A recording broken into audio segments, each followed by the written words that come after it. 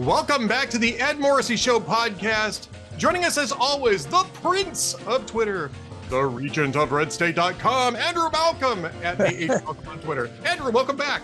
Thank you. I can always count on whenever I hear the Prince of Twitter and Regent of Red State.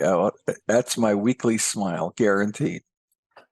Well, I'm hoping we're going to put some more smiles on your face. Now, normally on these podcasts, we get Andrew on to talk about, the stuff that's happening right at the moment, plus his VIP contributions over at redstate.com. And he doesn't have a fresh column up at the moment, but that's okay, because that's not what I was going to talk to him about today. So one of the things about doing podcasts based on, the breaking news cycle stuff is that, you have a chance to try to get it into a little context, but we're really talking about things in a very compressed time frame, right? We're talking about stuff that's just happened. We're trying to sort of feed the analysis of that so people can contextualize it, but we don't get a chance to do a lot of things in depth, right? Okay. All right. Andrew doesn't know where I'm going with this, and well, that's the point, right? And he doesn't trust me. Me. Podcast, he unpredictable. This is the Republicans' pounce. This is the podcasters' pounce version of a podcast. Steeler fan pounces. This is a Steeler fan. Yeah, this is a Steeler fan. Pounces on Browns fan. Maybe we'll get to the Russell Wilson thing later, but not today. I happened to read something because I took a couple of days away from the desk, and when I do that, I like to try to read books. I never get a chance to read books. And I read something that was written actually about 40 years ago that really speaks to the moment, the political moment, the cultural moment, especially in the Midwest and what we call the Rust Belt, which is sort of the industrial Midwest, which is more the Ohio Valley thing. And it was a book that was written by this guy.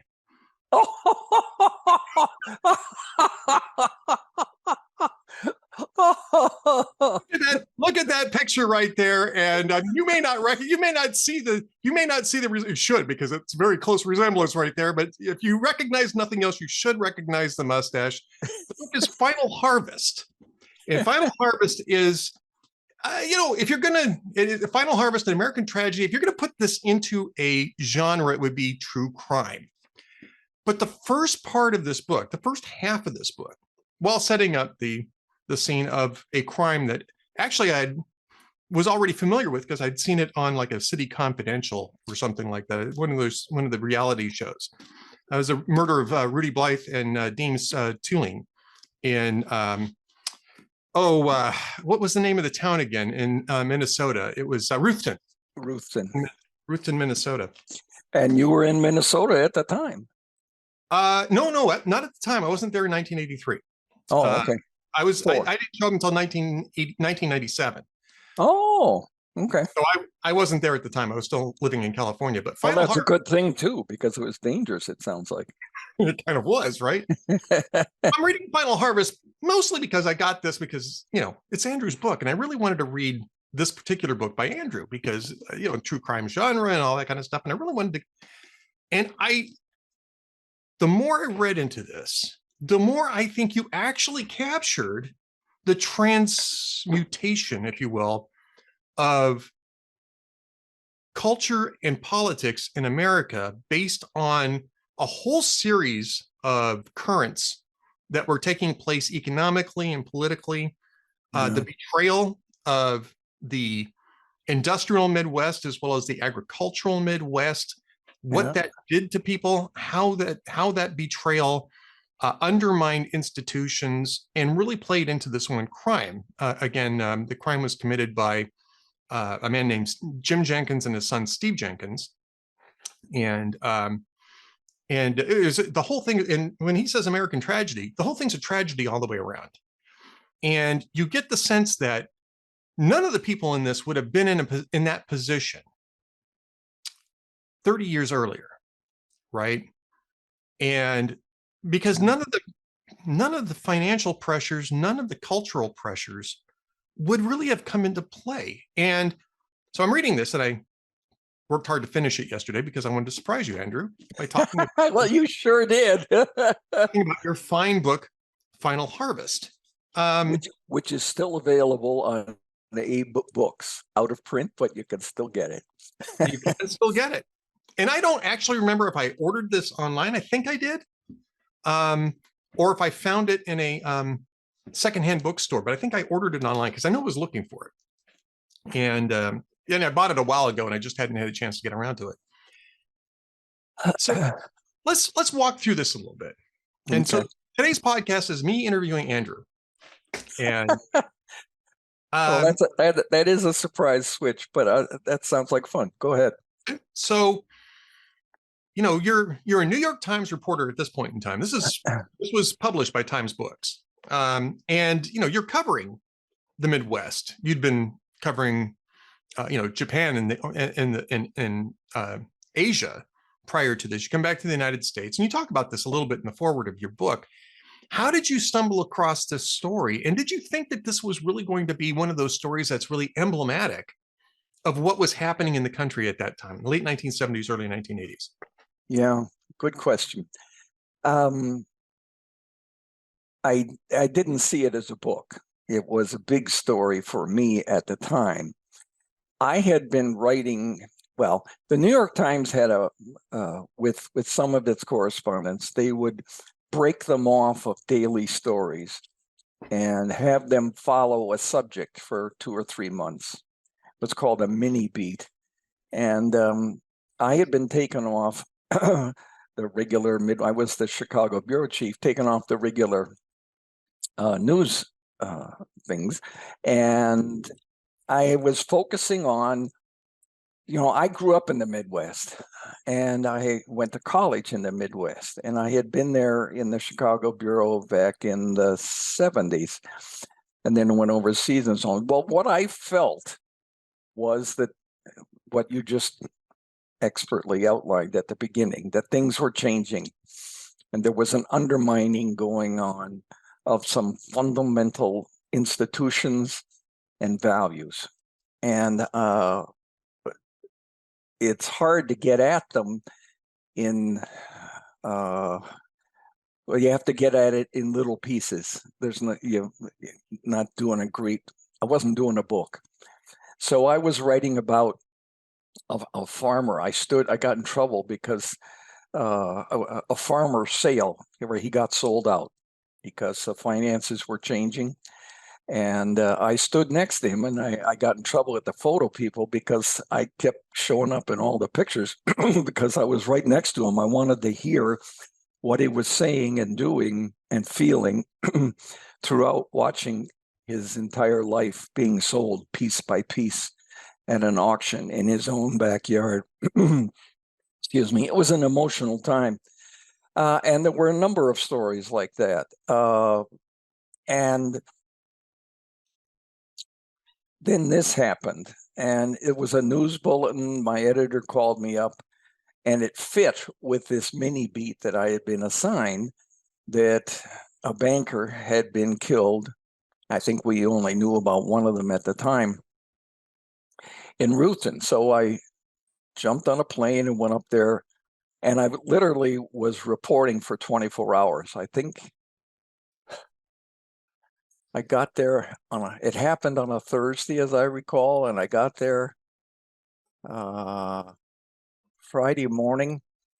I spent all Friday morning into Saturday morning, and then I sat down and I wrote 1,800 words, which was a very long story. I called the editor very early in the morning and I asked for extra space, and fortunately he trusted me and let me do it.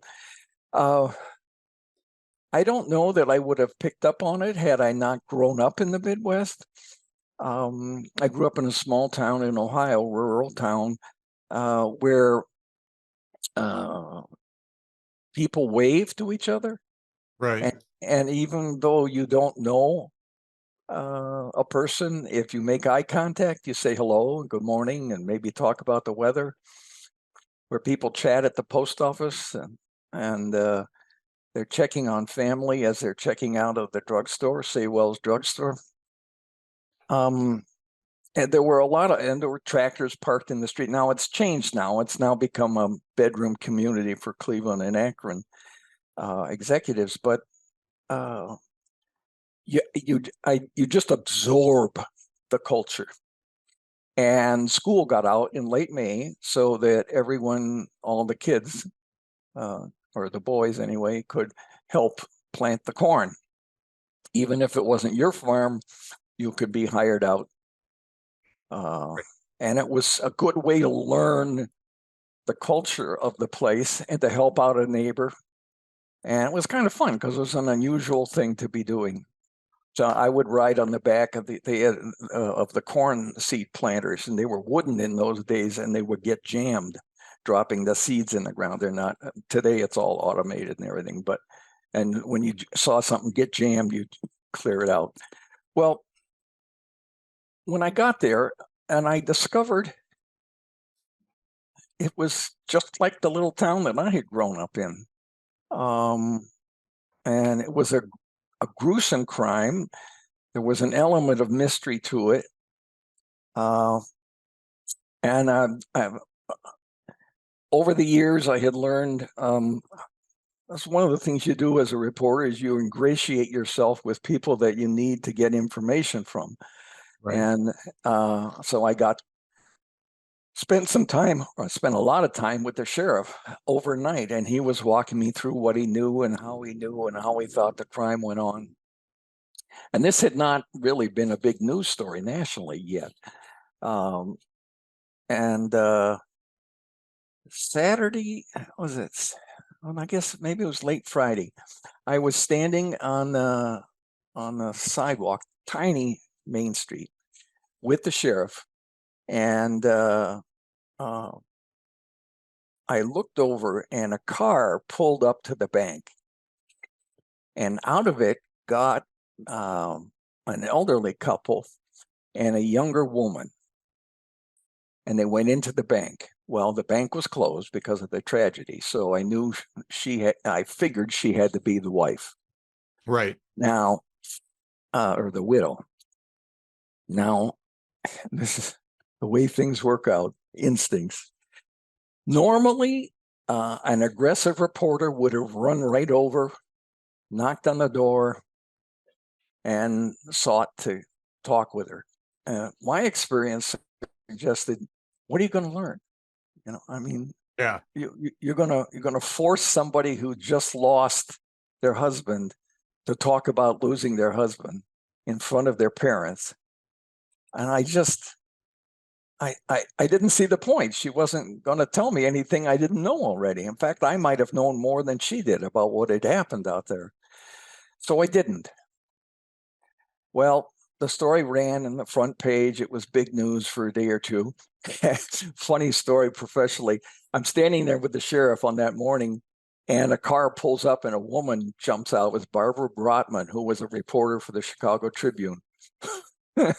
And she came up and she said, "Are you Sheriff so-and-so?" He said, "Yes." And she introduced herself. And the sheriff turned to me and said, "And this is Andrew Malcolm from the New York Times."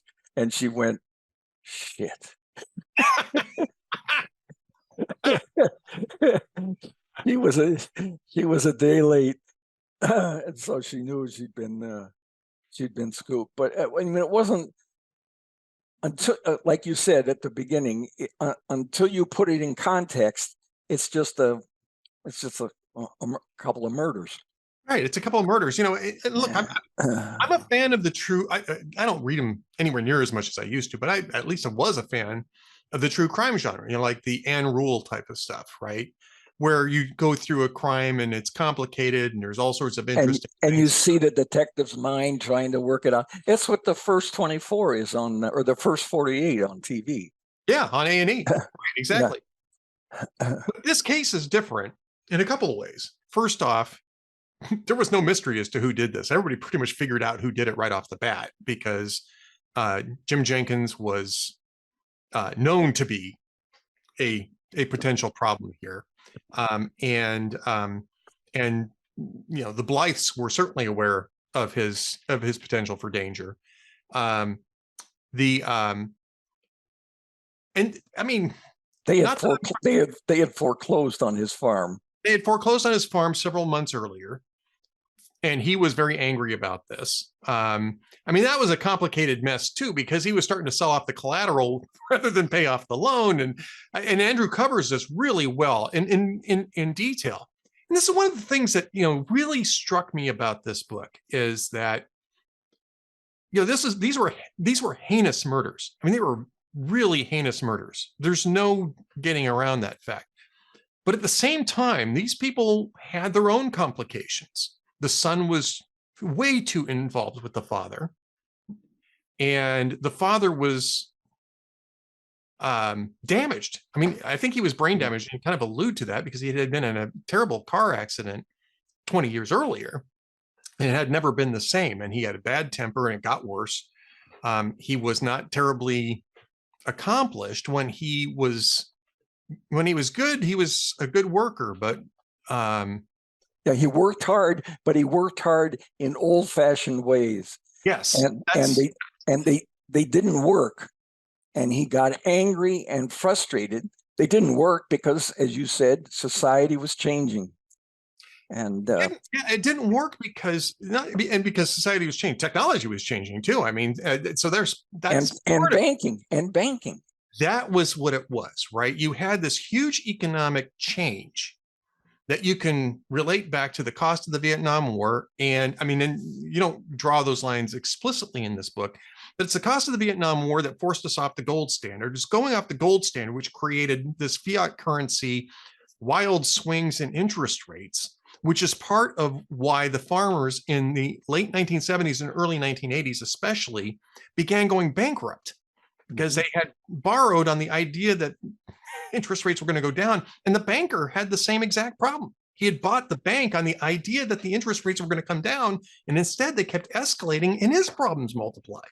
And he was a big city boy from Philadelphia who always wanted to live in a small town that was friendly and buy this bank and to help people with their finances.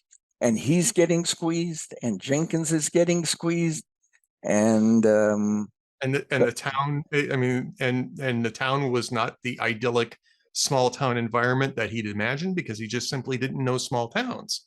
That's right. And because he was grafted onto small town society, and God bless him for trying. But small towns are small, and they like them small, and they don't like foreign organisms coming in necessarily.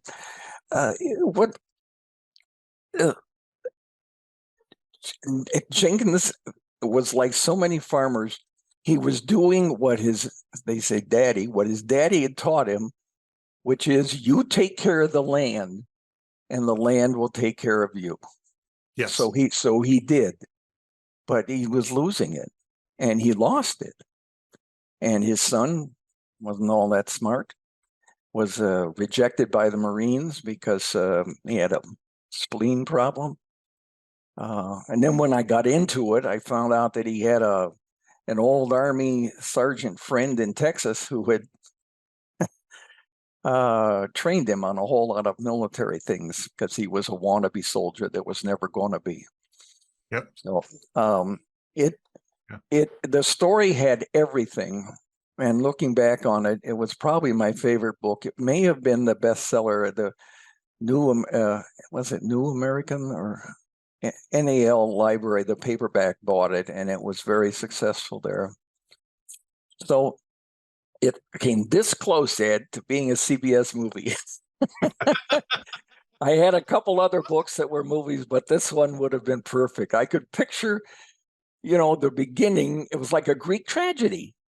It really is. I could picture the beginning shot from a helicopter flying slowly over the Midwest heartland, and you see tractors and things working, and then going over a farmyard, and you see people hiding in bushes and people in cars, and a guy falling out of a car and another one running away, and then a helicopter just keeps going. And you go, wait a minute, what happened there? Wow, and that would have been impressive. Yeah. Shot. Yeah, you're right. And I would have been, but it didn't stop. It just kept on going. It was like a double take. And and you realize that something terrible was going on. It was very visual. I went to Fox. They wanted to talk about the movie, and this is kind of funny. So the Fox movie guy, he said, so what's the rootability factor? And I said, the rootability factor? I don't, what do you mean? He said, well, who's the guy at the beginning that you're rooting for all the way through, and at the end he wins? And I said, there isn't any. Everybody ends up dead. Yeah. I said, yeah, it's a weird combination. There's really, I mean, there's certainly villains, right? I mean, the Jenkinses are villains, but they're humans too. yeah. And they're caught up in the same pressures that the Blythes were caught up in. They didn't fit in. They didn't understand the changing economics. Yeah. And the reason why I found, especially the first part, the second half of the book is it's true crime all the way through, right? You're going through everything. Can I interrupt you for a second? What I wanted to do was to write about the crime the way I learned about the crime. And so the first part of the book sets up the scene, and it's about the characters. And then there's 2 murders, but you don't know. And so then there are the detectives that I became friends with. I'll tell you a quick story. They didn't know who did the shooting. And one of the detectives, somebody said, well, Jim Jenkins didn't have very good eyesight. And somebody said he had tunnel vision or something. Macular or retinitis pigmentosa.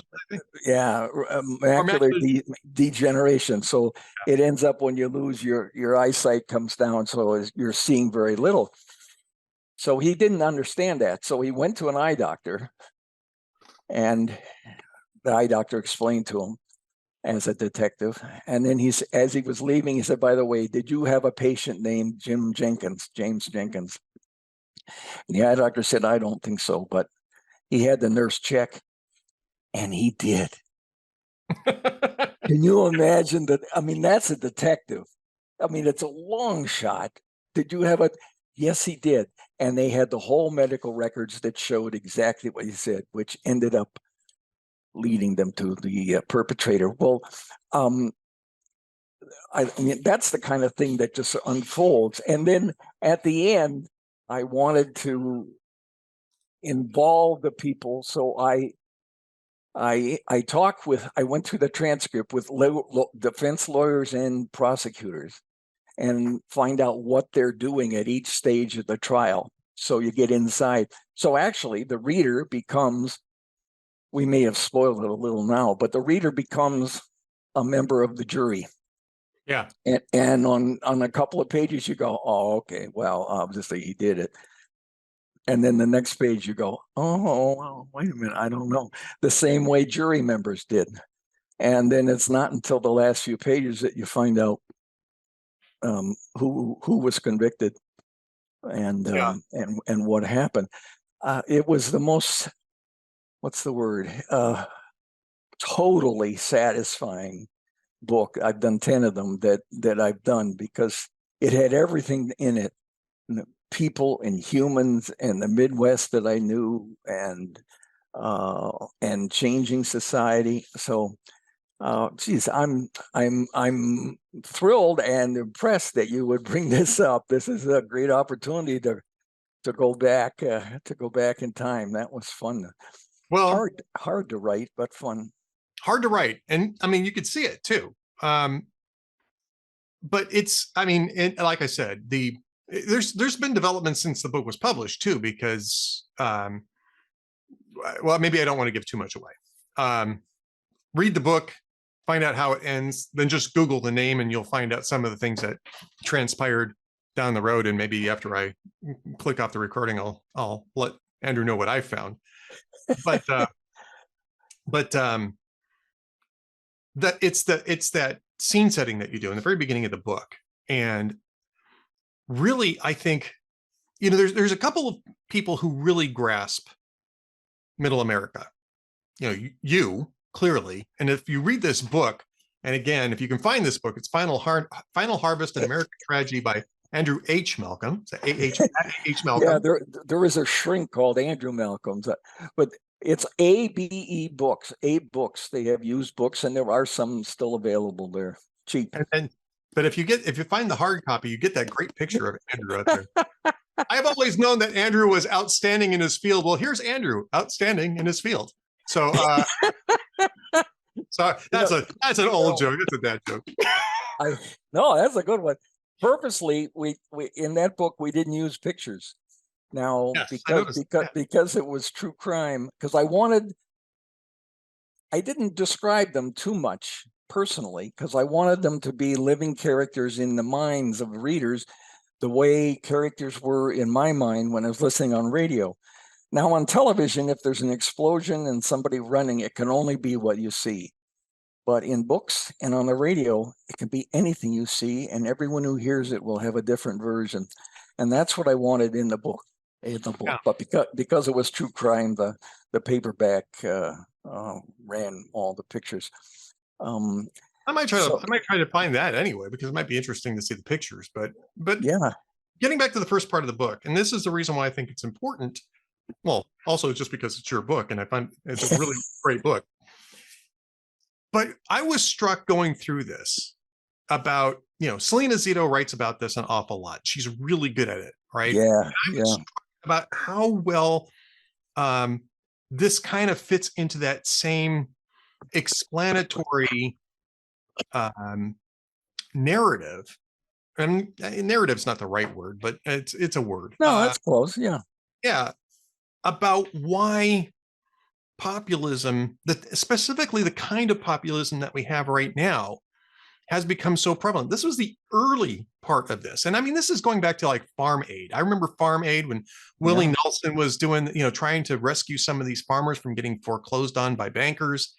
And again, a lot of these were small bankers that were making these small farm loans that just simply got in over their heads the same way the farmers did. And Rudy Blythe is a good example of this, the victim in this case. But it's this sort of breakdown. You mentioned this, and I think this is really a good point, and it gets right to the heart of what I'm talking about. If you take care of the land will take care of you. That was the ethos in the Midwest and in the industrial Midwest, right? If you take care of the land will take care of you. If you take care of the community will take care of you. And in this book, what you're seeing is the leading edge of that ethos completely breaking down. In large part because of the financial manipulations that took place that these people had no part in, had no say in, and which undid and no understanding of. And no understanding of it either, right? Yeah. I mean, Rudy Blythe, he was an educated man, and he didn't even really understand that. He didn't understand what was going on fiscally. He couldn't predict how that would operate once he took out a big loan to buy this bank, which was his dream. He wanted to own a bank. And part of the reason he wanted to own a bank, and you portray this so brilliantly, is he liked being a big man in a small town. That was part of it, but he really wanted to do good things. He wanted to improve the lives of the people in that town. And that got misinterpreted, right? To have an impact. Yeah. Yeah. And people, that ethos had been already started to break, and people had lost trust in these institutions.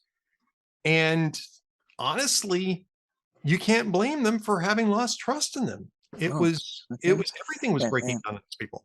And people are losing trust in our major institutions to this day. Even Supreme Court, Congress, job approval, but the approval of the institution has declined. Also, you get a sense of fraying, social fraying, and it's worrisome, and it makes things volatile. If you're ever fueling a lawnmower and you smell the gas, if you had a lighter, that would be a rather large surprise explosion there.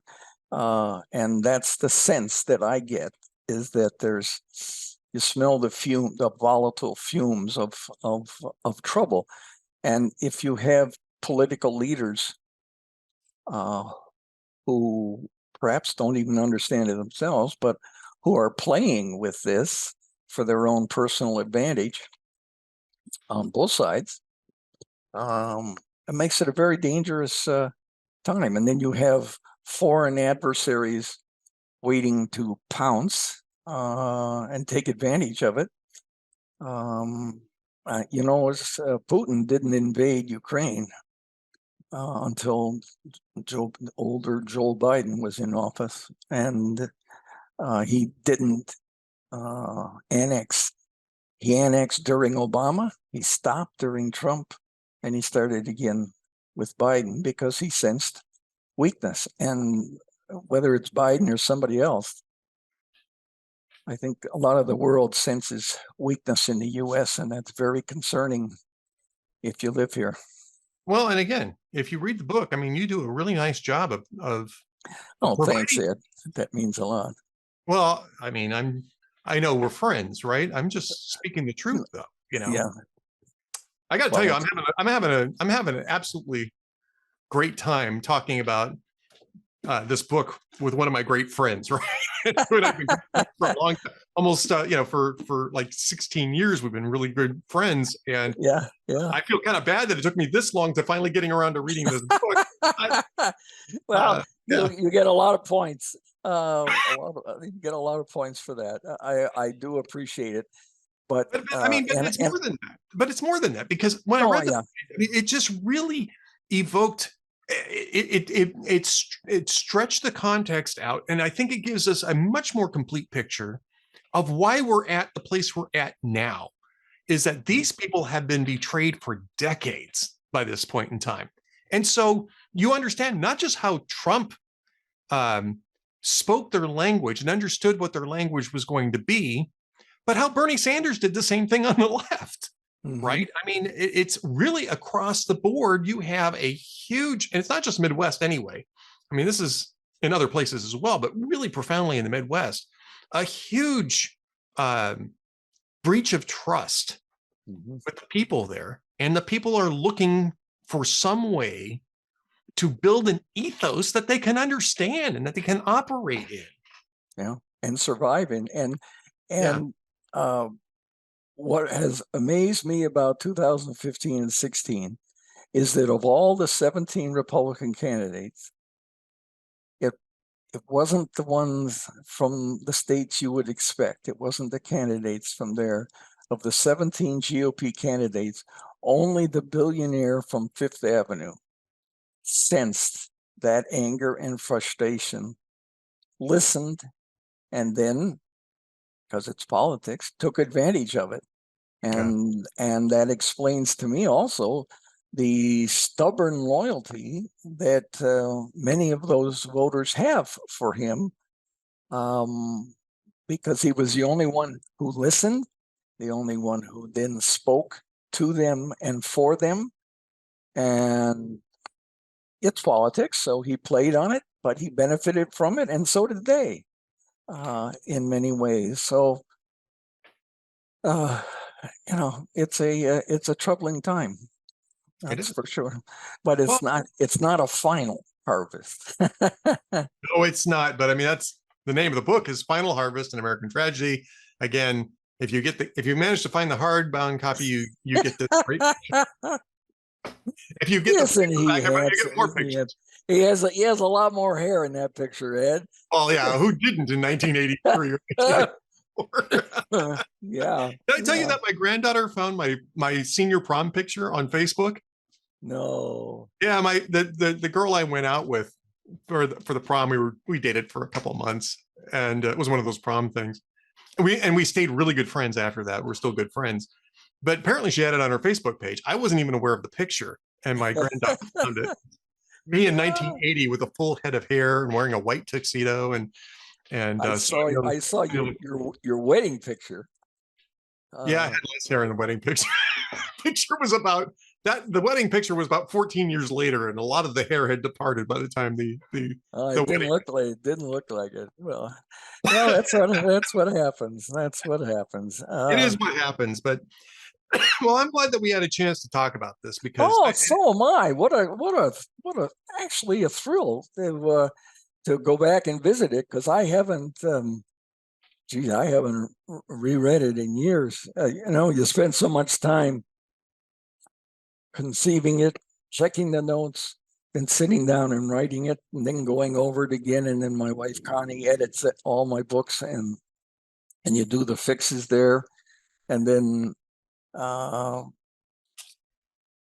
hopefully it comes together in a package. And it got pretty good reviews. William Styron reviewed it in the Chicago Tribune, and he really liked it. And Glenn Close.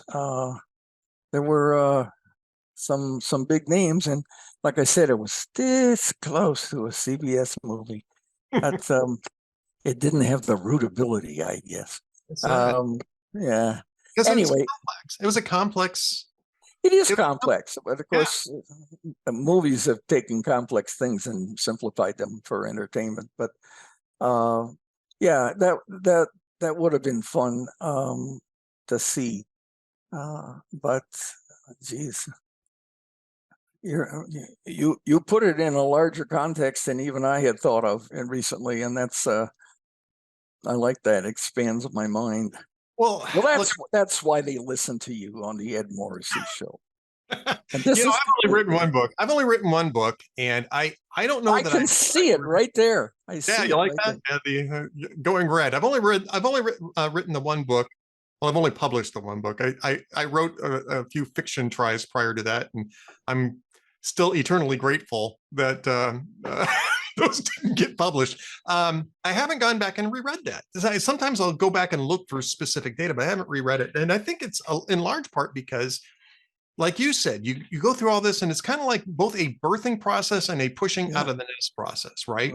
Which is that, and I mean, it took me several weeks really to get used to the idea that there was really nothing I could do. Once it was out in the world, it was going to do what it was going to do. Yeah. And that was it. It's kind of like a child, like you said, birthing, where it takes on a personality of its own. I've had people write me about that book and others and say, "Well, I love the way you did this." And I didn't do that, but they bring to reading it, like you and me, their own stories, their own values, and their own perspectives. And so the book becomes a lot more than what I wrote. I wrote a book, but for them it becomes, and I wanted it to be, like I said before, like radio, where it hopefully unleashed your imagination, so you could see in it things that weren't necessarily there, like Ernest Hemingway. He used to say that he would write 80 words and then he cut out 55 of them. And he said, if they were there in the beginning, their essence is still there. I don't know about that, but it's it becomes something beyond yourself, which is really kind of fun. I enjoy that, and that'll be here long after I'm gone. Yeah. Well, again, one more time. Final Harvest, An American Tragedy by Andrew H. Malcolm. And again, the great picture. There he is at Abe Books. At Abe Books, ABE, Abe Books. Go check it out there. And you might be able to find it on Amazon. There may be some used copies and stuff like that on Amazon too. So I guess so. Yeah. Anyway. Actually, I went and looked. They have a listing for it. I was actually trying to see if they had it on, if they transmitted in Kindle yet, but no, they don't. Oh yeah, no. Yeah. That image of the helicopter flying over the heartland, and you see all the regular, normal things going on, and then just passes by a double murder going on below, and people running, and just keep on going. And that's the way life has happened. One of the things that struck me, and I put that, I think, in the first chapter. I should back up. When I didn't run over to interview the banker's wife. Yep. About, I don't know, maybe a month later, I got a letter in the mail from the widow. And she said that her parents were from Albany and they were subscribers to the New York Times. And she said, and I wanted to thank you for not coming over and interrupting our grieving process. Oh, that was really lovely. It was lovely, but I got in trouble for not. No, I got in trouble at other times for not imposing myself on a tragic time. I really did, and I paid for it professionally. But I have to live with myself, not that editor. But Right. So it was heartwarming that it didn't that it worked, even though I'd never spoken to her. And then at the end, she said, "If you ever want to talk about this story, here's my phone number." Oh, So if I'd run over to talk with her, nothing. But because I didn't, and so we ended up collaborating on the book. And so I learned a lot. And one of the things that struck me, I had trouble taking notes, was her describing it. It was very emotional. But the night before this happened, she remembered they had the bedside radio on. She remembered hearing the weather forecast on the radio for the next day, and it was storms were coming. And I mean, talk about foreshadowing. Oh my God. Yeah. Anyway, yeah. So well, next week we'll get back to no, let's talk about another book, Ed. Well, I read Dune Messiah over the weekend too, but I don't think you're going to be interested in talking about that one. Oh, that's great. Well, this has been wonderful. I really appreciate that. I'm glad that you enjoyed it as much as I enjoyed it. I have been itching to do this for 24 hours. I've been telling really? Yes. I've been telling everybody I'm going to do this with Andrew, and they're all saying when it goes up, make sure you let us know, because we what the discussion is. I don't know if you've got jokes of the week. I've got a couple of jokes. No, you go ahead. You go ahead. All right. So I got two jokes for you. They're both from jokesoftheday.net, because I like to give credit for this. First one is, teacher asks little Johnny if he knows his numbers. And he says, yeah, my dad taught me my numbers. And she goes, well, good. What comes after 3? And he says, 4. She says, oh, that's good. What comes after 6? He says, 7. That's really good, Johnny. What comes after 10? He says, Jack.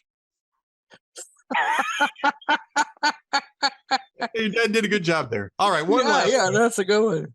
One last one. And it actually kind of relates slightly to what we're talking about here, right? This guy goes to the movie theater one day and he notices an old man with a dog in the front row. It was a sad, kind of funny film. And the guy noticed that during the sad parts, the dog cried his eyes out. And during the funny parts, the dog laughed his head off. So this went on throughout the film. And at the end, this guy decides, I got to ask this old man about this dog. He says, that's the most amazing thing I've ever seen. The dog really seemed to enjoy the film. And the old man says, yeah, it is amazing. He really hated the book.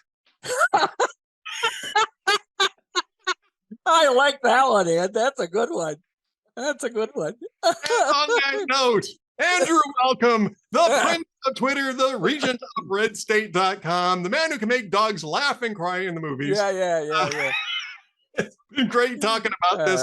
We'll get together next week and talk about your more recent stuff. Okay, great. Thanks, Ed. Thanks, everybody. See you later. See you in the book. See you in the book. Final Harvest, an American Tragedy. Get it right now.